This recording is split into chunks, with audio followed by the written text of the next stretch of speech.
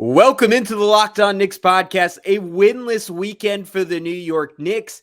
Do they miss Mitchell Robinson? Yes. How much? A lot. We'll break it all down. Plus, Obi Toppin doesn't play after an incredible first half. What that means for him, what that tells us about Tom Thibodeau. Next on Locked On Knicks. You are Locked On Knicks, your daily New York Knicks podcast. Part of the Locked On Podcast Network. Your team every day.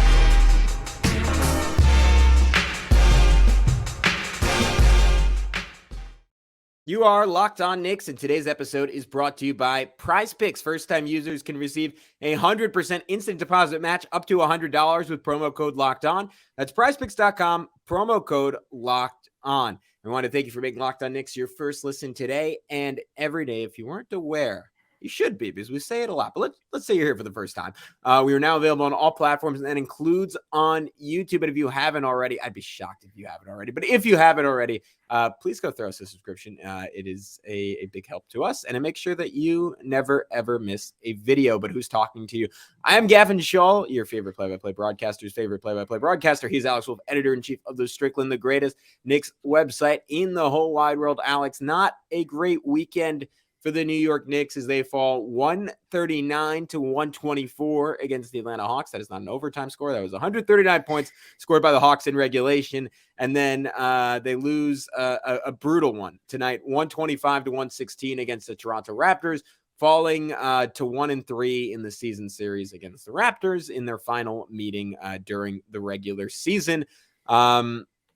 The Knicks desperately missed Mitchell Robinson this weekend. Jericho Sims did his best, didn't miss a shot all weekend. That was great. I thought Isaiah Hartenstein, Alex, had some really good moments against the Raptors, but this team is dramatically different without Mitch on the court. Yeah, and things aren't going to get any easier. You know, like they go 1-3 against the Raptors. Well, newsflash, they're going to have to face the tougher teams in the division. A lot more coming up soon. A lot of games against the Celtics, the Nets, and the Sixers coming up in the next month or so. Like through early to mid-March, they're going to be playing them quite a bit.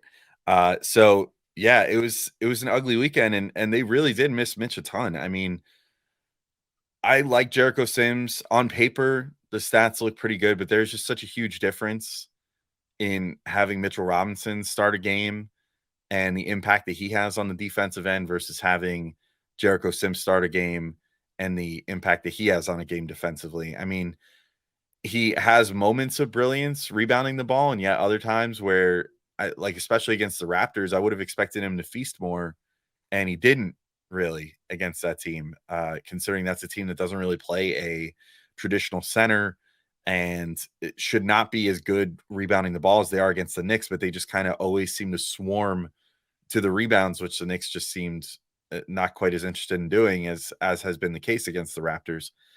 And then, it's just, I couldn't help but think, like, what did the Knicks do from here?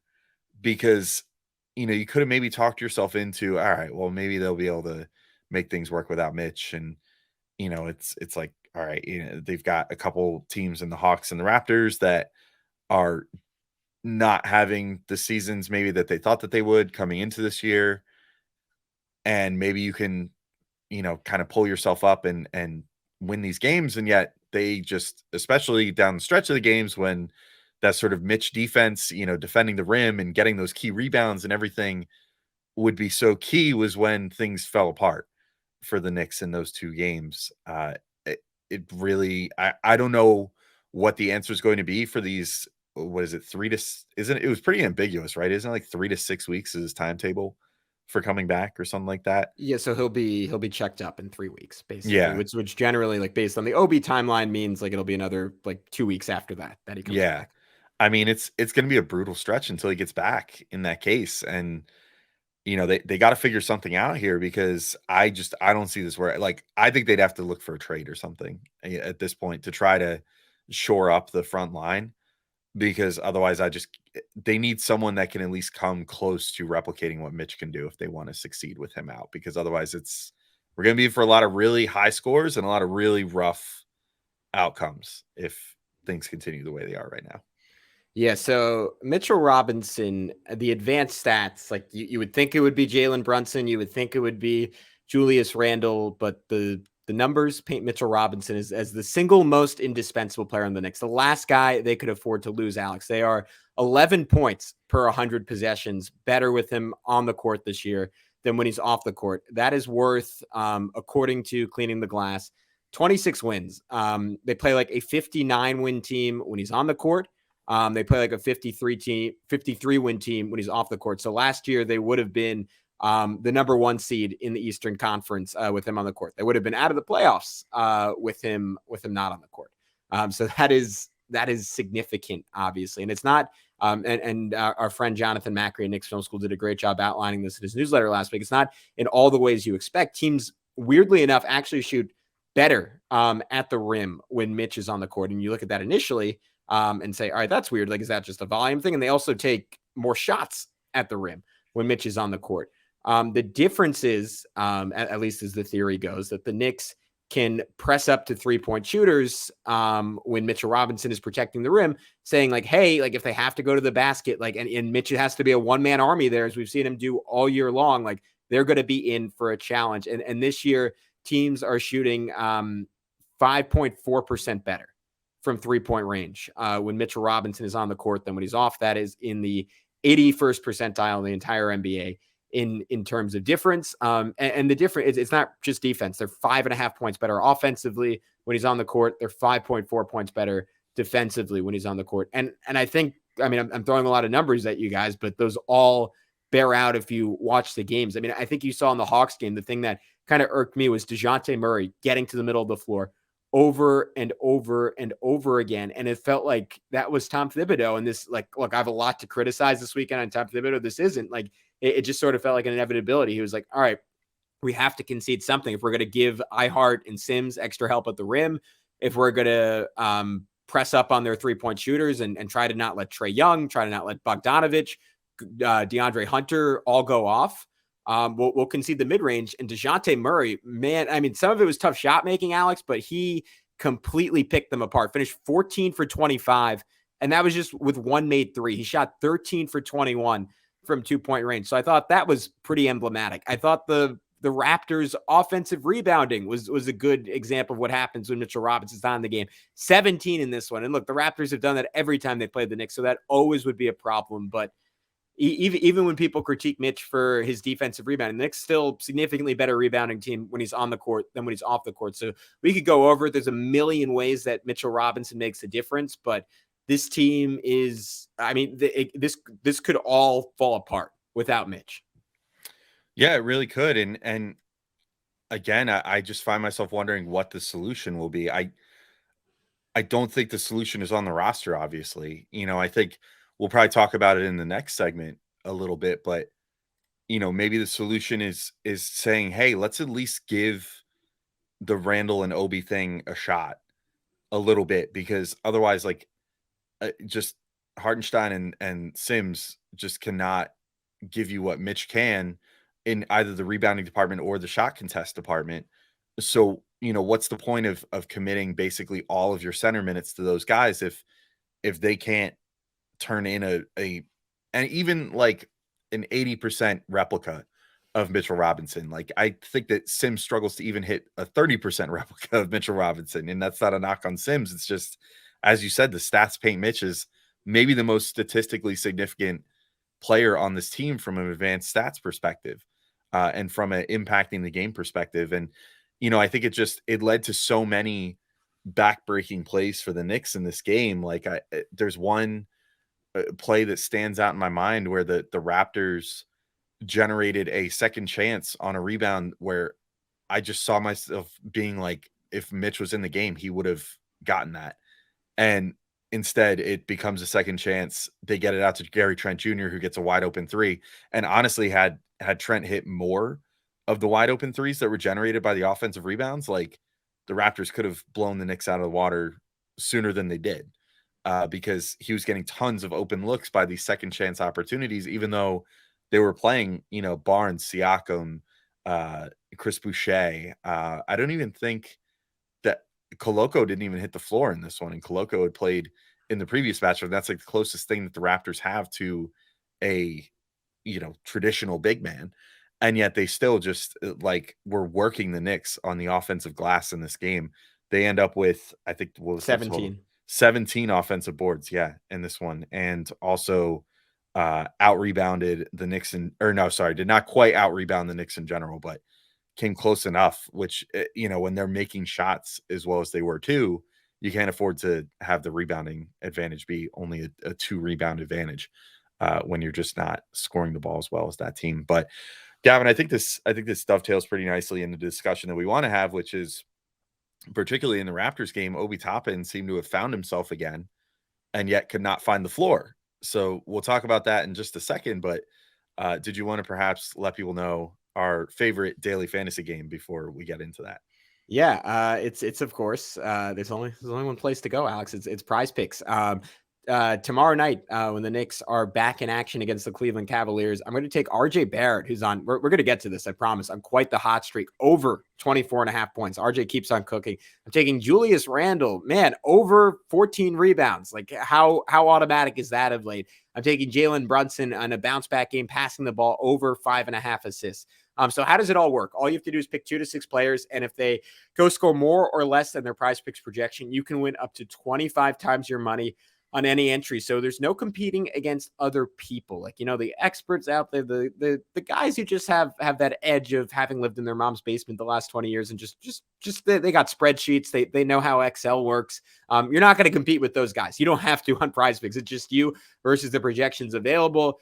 They have every single sport you can imagine. I promise you that. And entries can be made in 60 seconds or less. It's that easy. They offer safe and fast withdrawals, and it's currently operational over 30 states and Canada. So download the PrizePicks app or go to prizepicks.com to sign up and play daily fantasy sports.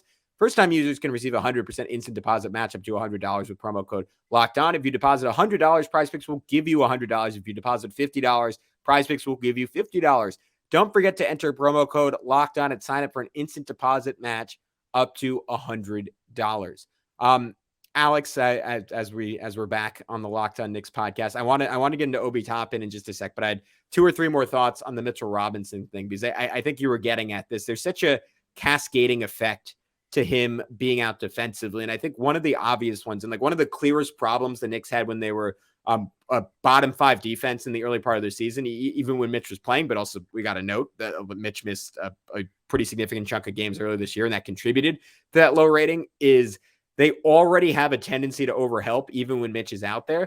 That gets so exacerbated when he is not in the game. I mean, I saw it happen multiple times in the first quarter where Jalen Brunson was sitting like off of Gary Trent, a shooter you can't really help off of, and he was trying to have a foot like borderline adjacent to the paint, and Trent got 1 or 2 just wide open threes from Brunson sitting there. Scotty Barnes, who admittedly isn't a great shooter, got a 3 because Randle was literally the 4th body in the paint on, I can't remember if it was Van Fleet, it might have been Siakam. Someone was driving to the rim, and there were already 3 guys there, and Randle sought to go help anyways. And you could argue, like, look, Mitch or no Mitch, it's not a situation where Randle needed to help. Scotty Barnes isn't a great shooter. The point is, you have that confidence when Mitchell Robinson is out there that he's going to erase that shot. And when he's not in there, and Ihart, who's a decent rim protector, but probably isn't getting a clean-cut block, and Jericho Sims is great if he has time to load the springs. If not, he's kind of iffy at the rim. You're going to have guys like rotating over to the rim. Another big variable is Quentin Grimes, who low-key is kind of struggled defensively these last few games, and it's not something I take any joy in talking about because, as you know, Alex, I look at my bold prediction from this year, president of the Quentin Grimes fan club over here, but he only played, 16 minutes against the Hawks because he got into foul trouble early. And a lot of that was him aggressively chasing Trae Young around screens. And Trae did the really annoying, I want to use words that I can't use on this podcast thing, where he just stops and lets you run into him and then shoots and takes the contact and draws the foul. But Grimes, I think, has that head of steam in those situations because he knows Mitchell Robinson isn't there and help and isn't there to step up on Trae Young.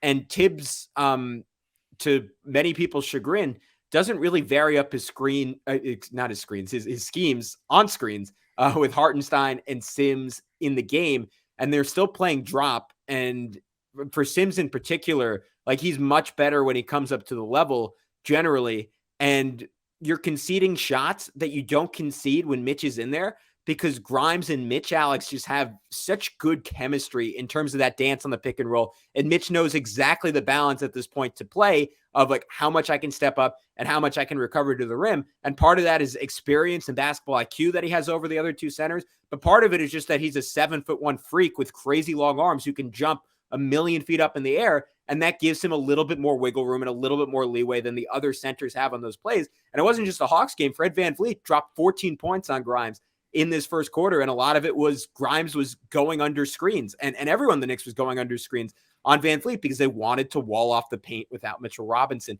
So you see all these different ways Tom Thibodeau is compensating to try and make up for the loss of Robinson. And it's kind of like, I mean, I made this analogy, unfortunately, about the Knicks a million times this year.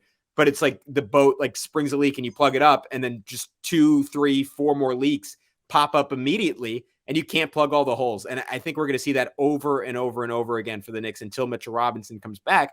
But Alex, like again, like making the issue all the worse is the fact that when you discover a really good offensive option in Obi Toppin, Tibbs refuses to play him. Yeah, I'll just close the Mitch discussion. Two things that I happen. Well, one connected thing that I happened to think of when you were just talking is Mitch. The other thing too about him playing drop, and you alluded to this, is that he has proven for years that even when he's playing drop, he might get a good enough jump to still block your 3-point shot. And I think that scares enough people.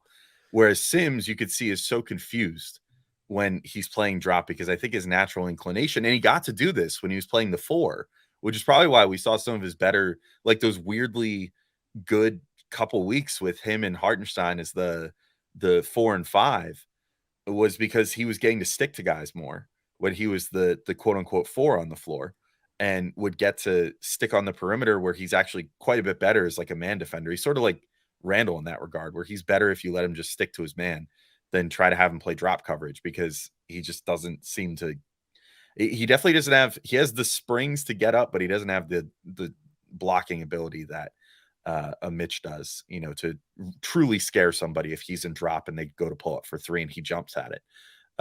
So yeah, it just complicates things all the further. But yes, Obi Toppin, if it's not obvious enough, I've been dying to talk about this. I mean, the Toronto game in particular was just a horrendous misuse of a player that clearly was finding his stride again.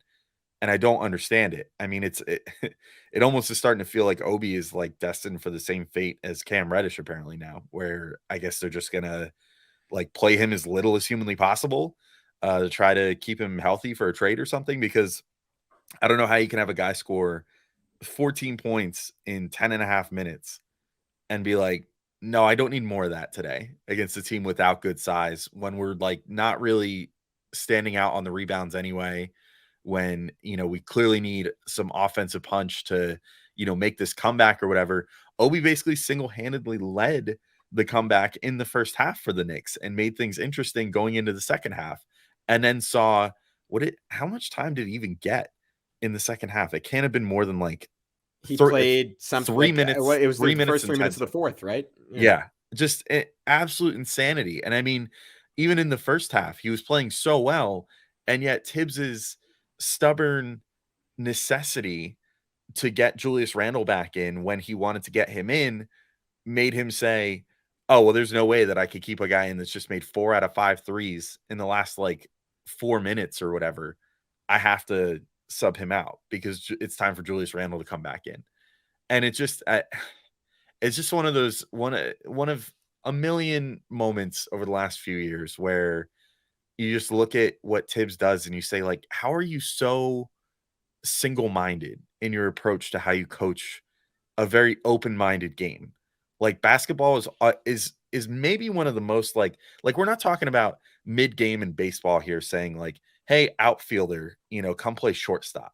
The things are not that crazy, you know, focused rigid in this sport versus other sports. Or like, it's not saying like, hey, running back, go play quarterback now. You know, basketball is not like that. Basketball, everybody does very similar things. Like, the ultimate point of the game, everybody does offense more or less the same way, but has their strengths and weaknesses. Defense, you know, everybody has their roles, but like, you can slot guys in and do stuff a little differently. Like, you don't have to do this like 1-for-1 swap all the time. And that just seems to be how Tibbs's mind works. But Obi, I felt so bad for the poor guy, had finally looked like he was getting himself back to himself in this game against the Raptors, and yet had no opportunity to spread his wings because Tibbs clipped them before, like, as he was taking off. It was like Tibbs like threw the lasso up and pulled him back down to earth. It was like, no, sir, nope, it's Julius's turn to come back on. Go back to the bench. Like, I don't understand it. He had 4 threes. He had a breakaway dunk in transition, which we haven't seen, I feel like, since he got back, or like I've only seen maybe one of. And in general, looked like he was starting to find himself, and then just had it taken away from him. And of all the teams to not try that against, I don't understand why Tibbs decided the Raptors were the team that he once again had to play a true center against the entire game, when the Raptors literally, their whole identity is not having a true center on the court at any time. And it made no sense to me.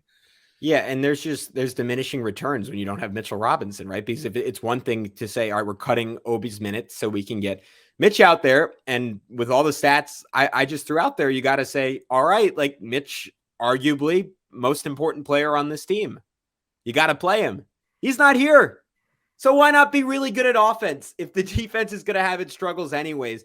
For the minimal difference that iHeart and Sims make at the rim, especially on a night. And look, if Obi's not shooting well and he's not giving you anything, and there have been games since Obi's come back, which makes sense given how few minutes he's playing and the pressure on him to play well when he comes in. There have been times where he looked completely lost and it looks like he can't help the team at all. That wasn't the case tonight. Beyond the 3-point shooting, like, he just seems so under control. Like, he had one play once, he hit a couple of threes where he got a hard closeout from Pascal Siakam. He threw a pump fake out there. He got the blow by. Scotty Barnes stepped up. He just slipped it to Isaiah Hartenstein for a dunk. And Alex, I mean, this is, I think, what we've been getting at for years. Like, there's a compound, excuse me, I'm choking on it because I'm so angry. There's a compounding effect when you get multiple really good passers out on the court, especially when the Raptors go zone and it's flummoxed you now 3 or 4 times against this team, and you've struggled every single time they do it. Why not get someone like Obi Toppin, who can make quick decisions with the basketball and has some gravity, so he's stretching the defense out all the more? I mean, the best stretch the Knicks had offensively in this game, for my money, outside of the third quarter where they just got really, really hot, was early in that second with the bench unit. And it wasn't just because Obi was hitting threes. It was because Obi was making quick decisions. It was because Fournier was making decisions. And honestly, I hate to take shots at them because with Brunson, at least we haven't done it all season, but Brunson and Randall, they got better in the second half, or at least Randall did, but both of them were really struggling against double teams. They were struggling against the different looks the Hawks presented defensively because they wanted to hold the ball and do it all themselves, while Obi just would touch it and he would either put it right up or he would dribble and make the next pass. And that's what Obi Toppin always does. And against the zone defense with a lot of length, you want good decision makers. And just as importantly, you want quick decision makers. And no, Obi robbed us of that. So, Alex, I can't help but wonder, and this is something, friend of the pod, everyone go listen to Pod Strickland for an expletive-laden rant on this. Schwinny Poo pointed out, I guess they're going to trade him, right? Because he can't really play better than that. And if he's not going to play more than 11 minutes playing at his best, he deserves to be somewhere else. And that sucks because we love the guy, but it's not fair to him at a certain point. He's 24 years old, about to be, or he maybe he's 25 already. Like he needs the opportunity to, as you said, like, spread his wings and fly. Yeah, I'm with you there. And if you want to bet on Obi Toppin's next destination, you might be able to do so at our new partner for sports betting, which is FanDuel Sportsbook. And the NFL playoffs are here as well, and we're really excited about our new sports betting partner for Locked On because they're the #1 sportsbook in America, FanDuel. And if you're new to FanDuel, that's even better. They have so many great features that make betting on sports fun and easy. New customers, you could join today to get started with $150 in free bets guaranteed when you place your first $5 bet. Just sign up at FanDuel.com/lockedon. FanDuel has all your favorite bets, from the money line to point spread to player props. Plus, you can even combine your bets for a chance at a bigger payout with a same-game parlay. That's my absolute favorite thing to do. I love same-game parlays. My favorite thing is to do, like, I always call it uncut gems style bets on FanDuel, where I go in there and I just pick like 15 different things on a same-game parlay. I almost had one hit earlier this year, and it was like a $10 bet that would have paid me like almost $1,000. And I was like one leg away, and it was really heartbreaking that it didn't pay out, but pretty awesome. So that's my big recommendation to do on FanDuel. All of that is on an app that's safe, secure, and super easy to use. So football fans and basketball fans, I'll shout out basketball fans, don't miss out. Place your first $5 bet to get $150 in free bets, win or lose, at FanDuel.com/locked on. Make every moment more with FanDuel, the official sportsbook partner of the NFL, and of course of Locked On. All right, Gavin, we're back to continue talking about this. I could probably continue going on about Obi, but it's going to depress me a little bit. So let's instead talk about RJ Barrett, who I think has finally found himself over the last 2 games. If there's anything good to talk about, it's the fact that RJ seems to be back in the saddle again, as far as shooting efficiently, looking like the player that was really starting to tear it up before he got his finger removed from his body temporarily. In that Grizzly injury. By the Slovenian slasher himself. Yes. But 2 fantastic games here. First against Atlanta, RJ ends up with 23 points on 9 of 16 shooting, 3 of 5 from 3. Also had 3 rebounds, 2 assists, and a steal in that game. And then against Toronto, as Clyde always loves to point out, hometown. It's the hometown for Barrett. 30 points on 10 of 18 shooting, 4 of 8 from deep. Did only shoot 6 of 9 from free throw, which was a little disappointing, but also 7 boards and 5 assists. And Gavin, I know it's, Randall ended up with 8 assists and Brunson with 5 to match Barrett, but as you were kind of alluding to, those guys were having a little bit of trouble with the pressure or the extra attention they were getting for their offensive exploits in this game against the Raptors. I thought RJ did a really good job of not letting that get to him and having a really good passing game as well as a really good scoring game. And my ultimate takeaway, as far as RJ is concerned, with what the big difference was, I feel like the big, huge, like neon sign thing for RJ is the shot starts going down and he starts getting foul calls. Like those 2 things, especially in the Toronto game, that was like the biggest difference. Like in a game where, just like the last game against the Raptors, the refs were really weird with what they were calling fouls, what they weren't. It seemed like they were really letting them go at it, especially like on rebounds and everything. Like there was just tons and tons of contact on like every single play that wasn't getting called. RJ did manage to get a pretty good whistle in this game, which maybe was making up for the fact that he did not get a foul call on his could have been game-winning 3-point play dunk of the last Knicks Raptors game. But I just thought that was the huge difference for him. Like the 3-point shot started going in, so they started respecting that. Then he was able to attack the closeouts and stuff and get inside and generate contact and get free throws out of it. And I thought that it just led to a fantastic game for him. Yeah, so let me throw a crazy stat your way. This is via Kirthika Uthaya Kumar, who does, I believe, stats for NBA.com, specifically for the Raptors. And she pointed out that RJ Barrett is the first player with 3 30-point games against the Raptors in a single season since LeBron James back in 2013-14. And on one hand, you could throw out, all right, that's a little random. Like the Raptors aren't as good defensively this year as they've been in past years. But I will note they still have a couple of the better perimeter defenders in the entire league in Scotty Barnes and OG Anunoby. Pascal Siakam has 1,000,000-foot-long arms and is waiting for you at the basket.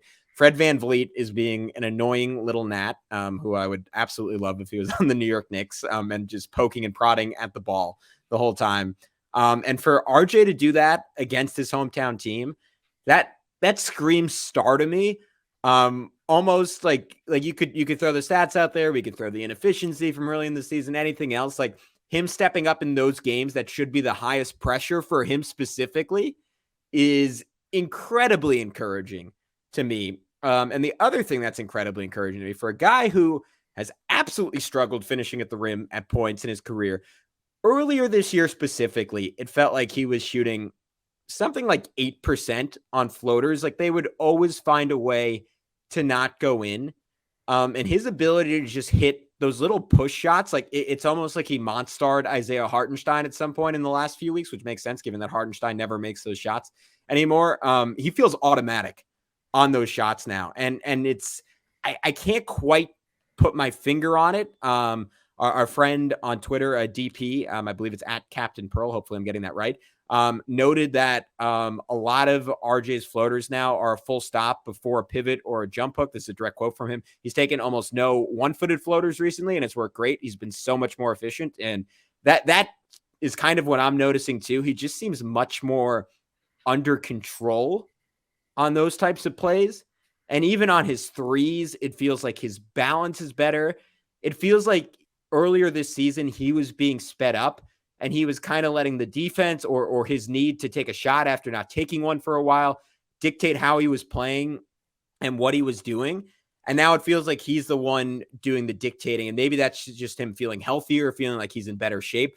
But whatever it is, his sense of pace, his ability to de-accelerate and just take his time around the basket, combined with better balance and improved touch, like he looks like a completely different player to me. It's worth noting that he had a really destructive sequence to start the fourth quarter when the Knicks allowed a 9-0 run to the Raptors. I think it might have been 2 turnovers and 2 missed shots during that stretch. Like had 2 just terrible throwaways, including one where he was like stripped under the rim, and then one where like he got into the basket and tried to do his cross corner pass, but it wasn't anywhere close to open. And I think that's the frustrating thing with him. Like when he gets too much on ball responsibility, it feels like he starts predetermining things he's going to do, and that tanked the Knicks tonight. But you know what? I look at that as a learning experience for a 22-year-old, and there's so much more good than bad. Yeah, I think so too. And you know what? Like you'll take it. The whole team. It wasn't just him. Like the whole team kind of played like crap in the fourth quarter. And, you know, it comes down to, it's like we've been talking about for weeks now, but maybe there's starting to be a little bit of dead legs all across the team in the fourth quarter at this point, because it seems like a consistent theme now that the Knicks are getting outplayed late in games, and letting teams come back after they've built up a lead, or working really hard to come back, like they did in the Hawks game and like they did in the Raptors game, and then just kind of losing it down the stretch, because they just seem to run out of gas. And it's the unfortunate thing, and it's not going to get any better because the injuries are mounting a little bit. Obviously, hopefully Quickly's injury is not, we haven't even mentioned that yet, but Quickly didn't play against the Raptors, which was very, very felt. I mean, the bench stretch in the second half was so much more painful than the bench stretch in the first half. And you could really feel Quickly's absence, with him not being out there for the Knicks, you know, and not having that extra bit of shot creation and creation for other players that were out there. Like I really wish that Quickly had been around today for when Obi kind of figured things out again, because they have one of the most dynamite combos like on the entire team, just between the two of them. So really unfortunate. Hopefully his injury is okay. Hopefully Mitch has a good recovery, because otherwise, as things continue to progress here, if more guys get hurt or whatever, the extended minutes are not going to get any better. And these guys, unfortunately, are going to keep seeming pretty tired to me, I think. So hopefully some trades come too at some point soon. If they do, though, we'll, of course, be here for it. Gavin, do you have anything to add before we sign off for today? I think we've pretty much covered it. Pretty depressing weekend, all in all. Yeah, I'll end with one more negative note. I think Jalen. Yeah, sorry. I think Jalen Brunson can. I think this was weirdly, even though the shot making was incredible as always. I think this might have been his worst 2-game stretch that I remember, because he was just really forcing the issue, and I think it's going to be a big thing for him and Randall, like for this to work during the stretch that Mitchell Robinson's out. They're going to have to really trust guys like Quinn Grimes. They're going to have to trust RJ. They're going to have to trust Sims. They're going to have to trust iHeart. Like they can't do it all themselves. Like that's when things get bad. And again, some of that falls on Tom Thibodeau, because these guys, they looked worn out by the fourth quarter of this game. They looked completely, what was it? It was a 23-6 run for the Hawks to start the fourth quarter of that game. This is a team that at points is on its last legs, and you throw like something as simple as a zone at them, like the mental fatigue it takes to figure that out just seems like too much at times. And I think that's an issue with the coach mostly and how he's played these guys and how he's used these guys, but there's too much on their plate. And part of that's Tom Thibodeau, part of that's Julius and Jalen saying, all right, we gotta put a little bit more trust in everyone else. So yeah, one more knife to the heart, Alex, to send everyone away. But until next time, he's Alex. I'm Gavin. We'll be back with you tomorrow morning. Not quite sure what we're going to talk about yet, but I'm sure it'll be something fun, something interesting as always, and then plenty of recaps to get you through the rest of the week. 5 podcasts a week, your only daily New York Knicks podcast. It all starts right here on Locked On Knicks.